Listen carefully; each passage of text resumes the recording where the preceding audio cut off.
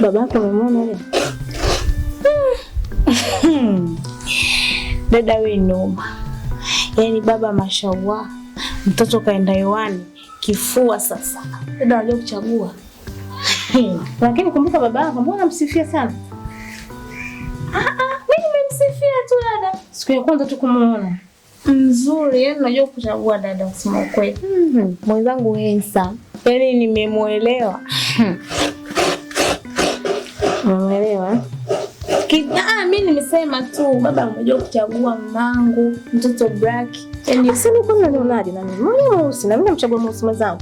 Nakuona. Mashallah. Shemeji kapandra. Hivi wewe kwa Dar es Salaam wewe ni mwenyeji sana? Nimefanya kazi Sinza, nimefanya kazi Manzese, nimefanya kazi huko huko Buza kwa Mpalange, nimefanya kazi Buguruni. Mpaka Buza kwa Mpalange. Kote nimefanya kazi.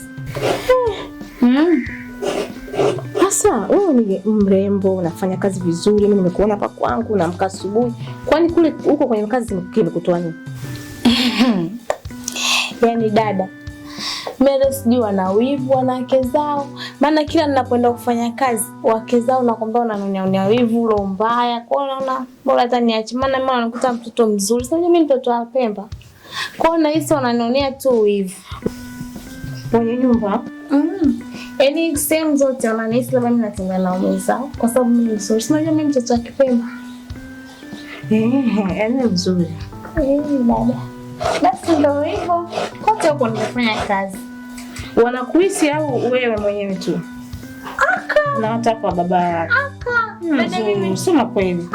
Wao wenyewe tu wananipenda. Mimi hata sijui lakini. Kwa hiyo wanakupenda na kuona wakubalia au?